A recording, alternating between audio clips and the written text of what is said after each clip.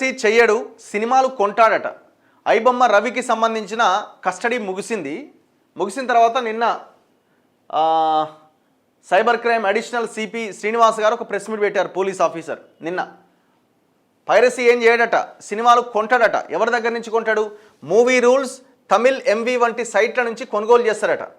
క్రిప్టోలో చెల్లింపులు, ఆ సినిమాలకు హెచ్డి హంగులు, సైట్లో యాడ్స్తోనే డబ్బులు వస్తాయట. మాజీ భార్యకేమీ తెలియదు, రవిని అతి విశ్వాసమే పట్టించింది. Crimes additional CP Srinivas.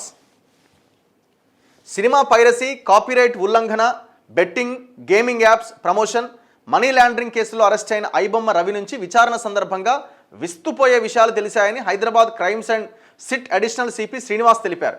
IBomma ప్రారంభం నుంచి రవి ఖాతాలో డబ్బులు జమ అయ్యేంత వరకు జరిగే ప్రాసెస్ను మంగళవారం ఆయన పవర్ పాయింట్ ప్రజెంటేషన్ ద్వారా వివరించారు.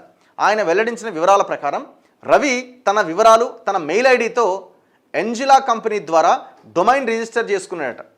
ఐపీ వాల్యూమ్ హోస్టింగ్ తీసుకున్నాడట. తర్వాత కంటెంట్ మేనేజ్మెంట్ సిస్టమ్ ద్వారా పైరసీ సినిమాలు కొంటాడట. వాటిని హెచ్డి క్వాలిటీ వచ్చేలా ఎన్హాన్స్ చేస్తున్నాడట. బొమ్మ పోస్టర్ను రవి స్నేహితుడు నిఖిల్ డిజైన్ చేసిండట. బొమ్మ సైట్లో పోస్టర్ పడగానే దాన్ని చూడాలి అనుకుంటున్న వారు, డౌన్లోడ్ చేసుకోవాలి అనుకునేవారు టర్మ్స్ అండ్ కండిషన్స్ను అంగీకరించాల్సి ఉంటుంది. అంగీకరించగానే వినియోగదారునికి తొలుత బెట్టింగ్ అండ్ గేమింగ్ యాప్స్ లింకులు ఓపెన్ అవుతాయి. యాడ్స్ అయిపోయిన తర్వాత యాడ్స్ అయిపోయేదాకా వినియోగదారులు చూడాల్సిందే. అలా ఎన్ని లక్షల మంది చూస్తే అంత ఎక్కువ మొత్తంలో రవికి డబ్బులు వస్తాయి. విలాసవంతంగా గడిపేందుకు రవి తాను ఆర్జించిన 20 కోట్ల రూపాయల్లో 17 కోట్లు వెచ్చించి విదేశాల్లో తిరిగిండట. ఆయన ఖాతాలోని మిగిలిన 3 కోట్లను ఫ్రీజ్ చేసిరట. హైదరాబాద్లో ఒక ఫ్లాట్ను, వైజాగ్లో ఆస్తులు సీజ్ చేసిరట. ఇమ్మడి రవి సినిమాను నేరుగా పైరసీ చేయడు. టెలిగ్రామ్లో మూవీ రూల్స్, తమిళ్ ఎంవి వంటి పైరసీ సైట్ల నుంచి కొంటాడు. ప్రతిగా వారికి క్రిప్టో కరెన్సీ రూపంలో ఆన్లైన్లో చెల్లిస్తాడు. ఆ పైరసీ సినిమాకు హెచ్డి ఆంగులు అద్దడంతో ఐబొమ్మ, బప్పం విపరీతంగా ప్రజాదరణ పొందినాయి. ఈ సైట్లను అడ్డం పెట్టుకొని లక్షల మంది డేటాను తన వద్ద స్టోర్ చేసుకోవడంతో పాటు బెట్టింగ్, గేమింగ్ యాప్స్ ప్రమోట్ చేయడం ద్వారా రవి కోట్ల రూపాయలు సంపాదించాడు. త్వరలో వెబ్3 టెక్నాలజీ రాబోతున్నదని, ఆ టెక్నాలజీతో పైరసీ చేస్తే పట్టుకోవడం కష్టమని అడిషనల్ సిపి వెల్లడించారు. ఇప్పుడు అదే రవి రిలీజ్ అయిన తర్వాత ఆయన ఇక్కడ సిటిజన్ కాదు, ఇది వదులుకొని ఏదో కరేబియన్ సిటిజన్షిప్ తీసుకున్నారని మీరే చెప్తున్నారు. మరి ఆ దేశానికి వెళ్ళిపోయిన తర్వాత మీరు ఏదైతే టెక్నాలజీ అంటున్నారో ఆ టెక్నాలజీ ద్వారా పైరసీ చేస్తే దొరకడం కష్టం అంటున్నారో, మరి ఆడికి పోయిన తర్వాత అదే టెక్నాలజీ ఉపయోగించి పైరసీ చేయడానికి గ్యారంటీ ఏముంది? మాజీ భార్య మాకేం సమాచారం ఇవ్వలేదు అని చెప్తున్నారు. ఎందుకంటే భార్య పట్టించింది అంటున్నారు కదా, ఏం లేదని చెప్తున్నారు. ఆమెనే పట్టించినట్టుంది. వీళ్ళకేడ దొరుకుతాడు, వీళ్ళకేడ దొరికిండు ఆయన. ఇప్పుడు విషయం ఏంటంటే, ఇప్పుడు ఐబొమ్మ రవి మీద విస్తుపోయే విషయాలు ఉన్నాయి. ఏమన్నా విస్తుపోయే విషయాలు ఏమున్నాయి? ఇలా ఏమైనా 100,000 కోట్లు సంపాదించినట్టుగా ఏమన్నా ఉందా? ఏం లేదు అక్కడ.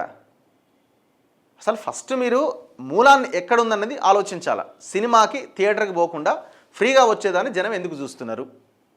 దాని గురించి ఆలోచించండి ఫస్ట్. దాని గురించి ఆలోచిస్తే ఇవన్నింటికి పరిష్కార మార్గం దొరుకుతుంది.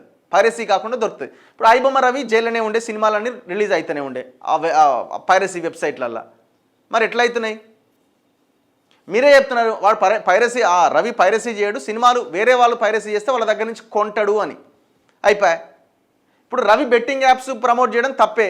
మరి Prakash Raj betting app promote చేసిండు, Vijay Deverakonda betting app promote చేసిండు, శ్రీముఖి ప్రమోట్ చేసింది, నిధి అగర్వాల్ ప్రమోట్ చేసింది, ఇంకొక ఈ దొంగలంతా ప్రమోట్ చేసిరు కదా.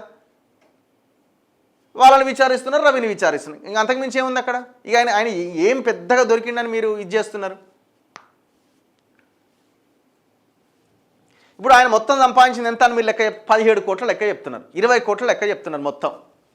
మరి థియేటర్లలో వాటర్ బాటిళ్ళ మీద, సమోసాల మీద, పాప్కార్న్ మీద, సినిమా టికెట్ల రేట్ల మీద ప్రజల రక్తం దాగి కొన్ని వేల కోట్లు సొమ్ము చేసుకుంటున్నారు కదా ఈ దొంగలంతా. సినిమా వాళ్ళు పెద్దోళ్ళు అందరు కాదు. మరి వాళ్ళు చేసిన రక్త దాహం కింద ఈ రవి చేసిన 20 కోట్ల లెక్కెంత? జనం అడుగుతున్న ప్రశ్న ఇది. సామాన్య జనం అడుగుతున్న ప్రశ్న. దానికి పవర్ పాయింట్ ప్రజెంటేషన్ చేసి అది చేసి ఇది చేసి ఏదో పట్నం అని ఏదో చెప్తున్నా. ఏం లేదు, ఆడంతా ఉత్తదే డొల్ల.